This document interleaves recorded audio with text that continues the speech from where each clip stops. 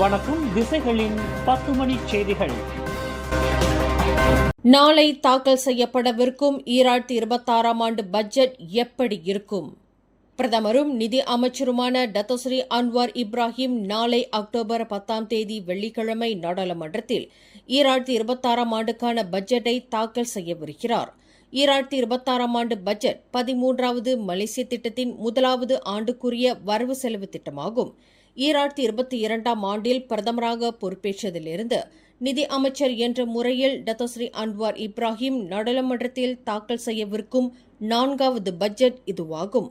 2026ஆம் ஆண்டு பட்ஜெட் முந்தைய ஆண்டு பட்ஜெட்டை விட கூடுதல் நிதி ஒதுக்கீட்டை கொண்டிருக்கும் என்று பொருளாதார வல்லுநர்கள் ஆருடம் கூறியுள்ளனர். 2025ஆம் ஆண்டு பட்ஜெட் 421 பில்லியன் ரிங்கெட் நிதி ஒதுக்கீட்டை உள்ளடக்கியதாகும்.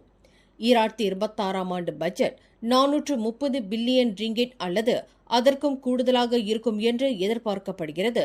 ஏனெனில் அரசாங்கம் நிதி பற்றாக்குறை இடைவெளியை குறைக்க நிதி சீர்திருத்தங்களில் தொடர்ந்து ஈடுபடுவதற்கான வழிகளை கண்டறிந்துள்ளதால் இந்த பட்ஜெட் கூடுதல் நிதி ஒதுக்கீட்டை கொண்டிருக்கும் என்று கூறப்படுகிறது.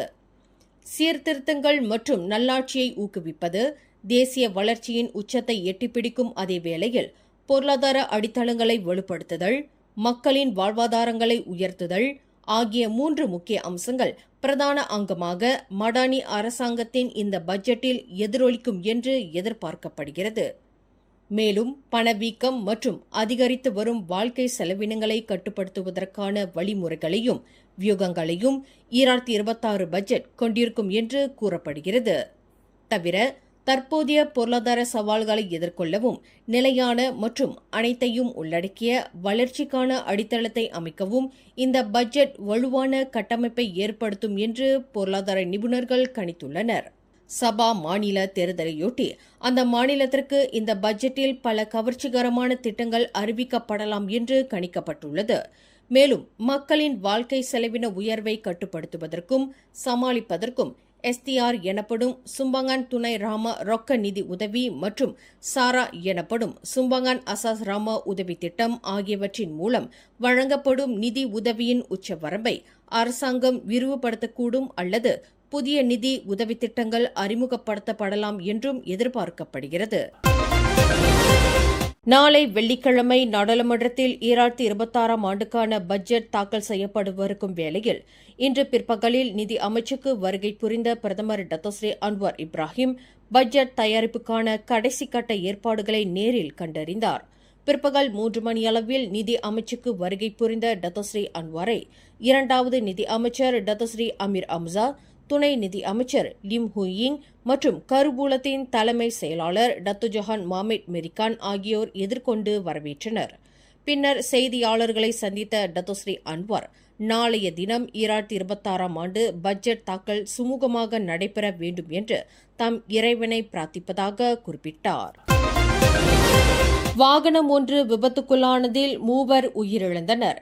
இதர 3 படுகாயத்திற்கு ஆளாகினர். இந்த சம்பவம் இன்று பிற்பகல் 3 மணியளவில் சபா லஹாடத்துவில் ஜாலான் சண்டாவ் லஹாடத்து சண்டாகானில் நிகழ்ந்தது. இதில் 41 வயது ஆடவர் மற்றும் 38, 36 வயதுடைய 2 பெண்கள் உயிரிழந்ததாக தெரிவிக்கப்பட்டது. அதேவேளையில் 43 வயது ஆடவர் மற்றும் 40 வயது மதிக்கத்தக்க 2 பெண்கள் கடும் காயங்களுடன் மருத்துவமனையில் சேர்க்கப்பட்டுள்ளதாக தீயணைப்பு மீட்பு படையினர் தெரிவித்தனர். ஊழலில் ஈடுபட்ட பிறகு புனித அஜ் யாத்திரை செல்வது அவர்களின் பாவங்களிலிருந்து விடுபடாது என்று போலீஸ் படை துணைத் தலைவர் தான்ஸ்ரீ அயூப் கான் மைடீன் பிச்சை தனது பணியாளர்களுக்கு நினைவூட்டியுள்ளார். ஊழலை பொறுத்தவரை, குறிப்பாக முஸ்லிம்களை பொறுத்தவரை, அஜ் அல்லது உம்ராவுக்கு சென்ற பிறகு உங்கள் ஊழல் பாவங்கள் நீங்கிவிடும் என்று நினைக்காதீர்கள் என்று நான் முன்பு சொன்னது உங்களுக்கு நினைவிருக்கலாம். ஊழல் விஷயத்தில் அப்படி எதுவும் இல்லை. உங்கள் உஸ்தாத்திடமும் முப்தியிடமும் கேட்டு பாருங்கள் என்று அயூப் கான் குறிப்பிட்டார். நீங்கள் ஊழலில் ஈடுபட்டு இருந்தீர்கள் என்றார். 32.5 மில்லியன் மலேசியர்களிடம் ஒவ்வொருவராக மன்னிப்பு கேளுங்கள் என்று போலீஸ் பயிற்சி மையத்தில் கேடட் அதிகாரிகளுக்கான பட்டமளிப்பு விழாவில் உரையாற்றுகையில் அயூப் கான் மேற்கண்டவாறு கூறினார். ஊழலில் ஈடுபட்டுக் கொண்டே புனித யாத்திரை செல்வது கடவுளின் சட்டங்களை கேலி செய்வதற்கு சமம் என்பதையும் அயூப் கான் நினைவூட்டினார்.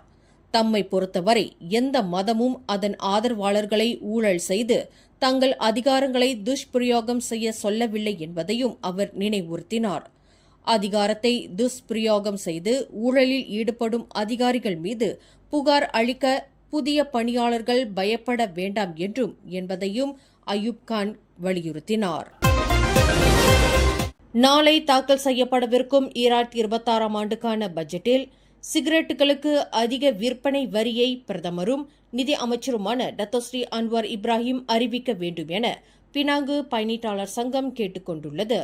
பல ஆண்டுகளாக சிகரெட்டுகள் விற்பனை வரிகளிலிருந்து விலக்கு அளிக்கப்பட்டுள்ளதால் இதை செய்வதற்கான சரியான நேரம் இதுவே என்று பினாங்கு பயணீட்டாளர் சங்கத்தின் கல்வி மற்றும் ஆய்வு பிரிவு அதிகாரி NV சுப்பாராவ் தெரிவித்தார்.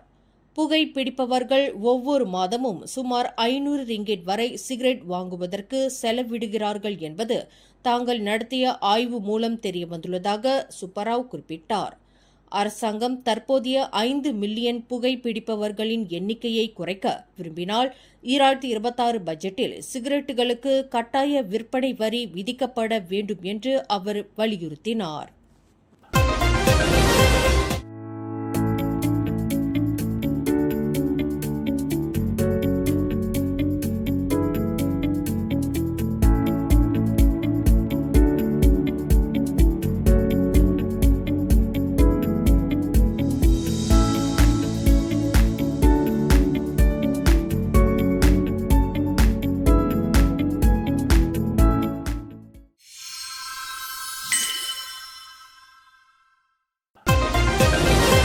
மரண தண்டனை விதிப்பை மனிதாபிமானமற்ற செயல் என்று வர்ணித்த முன்னாள் பத்துகாவான் MP கஸ்தூரி பட்டு மரண தண்டனை என்பது உண்மையிலேயே நீதியின் அளவுகோல் அல்ல என்று குறிப்பிட்டார். உலகில் ஏற்பட்டுள்ள வளர்ச்சியின் காரணமாக சட்டங்கள், கொள்கைகள் மற்றும் நீதி பரிபாலன நடைமுறைகள் மாறிக்கொண்டே இருப்பதால் மரண தண்டனை விதிப்பு என்பது இனியும் பொருந்தாது என்று ஜாசேகாவின் அனைத்துலக விவகாரங்களுக்கான செயலாளரான கஸ்தூரி பட்டு தெரிவித்தார். முன்பு நாம் கனவாக பார்த்த விவகாரங்கள் எல்லாம் AI எனும் செயற்கை நுண்ணறிவு மூலம் நிஜங்களைப் போல் தோன்றுகின்றன. அந்த அளவிற்கு உலகம் வளர்ச்சியின் விளிம்பில் உள்ளது. இந்நிலையில் பழங்கால நடைமுறையான மரண தண்டனை முறையை தொடர்ந்து நிலைநிறுத்தி வருவது ஏற்புடையது அல்ல என்று கஸ்தூரி பட்டு குறிப்பிட்டார். கழுத்தில் ஆழமான வெட்டுக்காயங்களுடன் கைகள் கட்டப்பட்ட நிலையில் ஆடவர் ஒருவரின் சடலத்தை போலீசார் ஒரு பெரிய பிளாஸ்டிக் பைக்குள் இருந்து இன்று மீட்டுள்ளனர். பட்டவத் ஜலான் பெர்மாத்தாங் பாவ் அம்பாங் ஜஜார் பகுதியில் ஒரு அடுக்குமாடி வீடமைப்பு பகுதிக்கு பின்புறம் அந்த ஆடவரின் சடலம் இன்று பிற்பகல் 1:43 மணியளவில் மீட்கப்பட்டது. அந்த அடுக்குமாடி வீடமைப்பு பகுதியின் பின்புறம் சுத்தம் செய்யும் பணியில் ஈடுபட்டிருந்த துப்புரவு பணியாளர் ஒருவர் பிளாஸ்டிக் பைக்குள் சடலம் கிடப்பதைக் கண்டு போலீசுக்கு தகவல் கொடுத்ததாக அறியப்படுகிறது. சம்பந்தப்பட்ட நபர் கொலை செய்யப்பட்டு இருக்கலாம் என்று நம்பப்படுகிறது. சவ பரிசோதனைக்காக சடலம் மருத்துவமனைக்கு கொண்டு செல்லப்பட்டுள்ள வேளையில் இதுகுறித்து தொடர்ந்து விசாரணை செய்யப்பட்டு வருவதாக சிப்ராங் பராய் உத்தாரா மாவட்ட போலீஸ் தலைவர் ACP அனுவா அப்துல் ரஹ்மான் தெரிவித்தார். தனது காதலனின் ஆணுறுப்பை கத்தியால் வெட்டிய வங்காளதேசத்தைச் சேர்ந்த பெண் ஒருவர் கைது செய்யப்பட்டுள்ளதாக ஜோஹர் இஸ்கண்டர் புத்ரி மாவட்ட போலீஸ் தலைவர் ACP M குமரன் தெரிவித்தார்.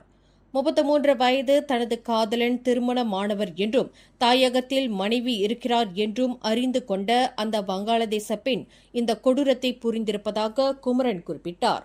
இந்த சம்பவம் நேற்று புதன்கிழமை காலை 10:45 மணியளவில் ஜோஹர் கிலாங் பத்தா கம்போங் லோக்கான் என்ற இடத்தில் நிகழ்ந்தது.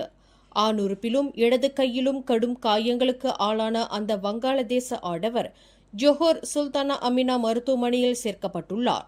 அவருக்கு தீவிர சிகிச்சை அளிக்கப்பட்டு வருகிறது என்று குமரன் குறிப்பிட்டார். இச்சம்பவம் தொடர்பில் மதியம் 12:15 மணியளவில் 34 வயது வங்காளதேச பெண் ஒருவரை போலீசார் கைது செய்திருப்பதாக அவர் குறிப்பிட்டார். தனது காதலனை தாக்குவதற்கு அந்த பெண் பயன்படுத்திய 29 சென்டிமீட்டர் நீளமுள்ள ஒரு கத்தியையும் போலீசார் பறிமுதல் செய்துள்ளதாக அவர் மேலும் கூறினார். 3 ஆண்டுகளுக்கு முன்பு 5 வயது சிறுமிக்கும் 29 வயது மாதுவிற்கும் மரணம் விளைவித்த குற்றத்திற்காக ஆடவர் ஒருவருக்கு சிரம்பான் உயர்நீதிமன்றம் இன்று 32 ஆண்டு சிறை தண்டனை விதித்தது. 44 வயது காலிட் ரெசா சுயிப் என்ற அந்த ஆடவர் தனக்கு எதிரான குற்றத்தை ஒப்புக்கொண்டதைத் தொடர்ந்து நீதிபதி டத்தோ ஹமட் முகமது சாலே மேற்கண்ட தீர்ப்பை வழங்கினார். கடந்த 2022ஆம் ஆண்டு மார்ச் 3ஆம் தேதி இரவு 7 மணியளவில் சிரம்பான் தாமான் நீயான் என்ற இடத்தில் அந்நபர் இக்குற்றத்தை புரிந்ததாக நீதிமன்றத்தில் தெரிவிக்கப்பட்டது. சிறுமி மற்றும் மாதுவின் உடல் அவயங்கள் 1 மாதத்திற்கு பின்னர் அருகில் உள்ள ஒரு காட்டுப்பகுதியில் மீட்கப்பட்டதாக நீதிமன்றத்தில் தெரிவிக்கப்பட்டது. தஞ்சோங் மாலிமில் உள்ள ஒரு தொழிற்சாலையில் நச்சுத்தன்மையிலான ரசாயன கசிவு ஏற்பட்டதைத் தொடர்ந்து 11 ஊழியர்கள் மூச்சுத் திணறலுக்கு ஆளாகினர். இந்த சம்பவம் குறித்து இன்று மதியம் 12:42 மணியளவில் தஞ்சோங் மாலிம் தீயணைப்பு மீட்புப் படை நிலையம் அவசர அழைப்பை பெற்றதாக தெரிவிக்கப்பட்டது. ரசாயன கசிவினால் ஐசோசேனேட் வகையைச் சேர்ந்த திரவம் 15 லிட்டர் வெளியேறியுள்ளது. இதனை நுகர்ந்து மூச்சுத் திணறலுக்கு ஆளாகிய 11 தொழிலாளர்கள் அருகில் உள்ள கிளினிக்கிற்கு கொண்டு செல்லப்பட்டதாக பேரா மாநில தீயணைப்பு மீட்புப் படை இலாகாவின் இடைக்கால இயக்குநர் ஷஸ்லின் முகமது ஹனஃபியா தெரிவித்தார். மின்சார இடையூறினால் இன்று நிலைக்குத்திய கிளானா ஜெயாவிற்கான LRT ரயில் சேவை வழக்கு நிலைக்கு திரும்பியது என்று ரேபிட் KL நிறுவனம் ஓர் அறிக்கையில் தெரிவித்துள்ளது. யூனிவர்சிட்டிற்கும் அப்துல்லா உக்கோமிற்கும் ஏற்பட்ட இந்த இடையூறு பிற்பகலில் வழக்கத்திற்கு திரும்பியதாக அது குறிப்பிட்டுள்ளது. மேலும் செய்திகளை தெரிந்து கொள்ள கீழே இருக்கும் பெல் பட்டனை அழுத்துங்கள். உங்கள் மகிழ்ச்சியை வெளிப்படுத்த லைக் மற்றும் ஷேர் செய்யுங்கள். தொடர்ந்து திசைகளோடு இணைந்திருக்க சப்ஸ்கிரைப் செய்யுங்கள்.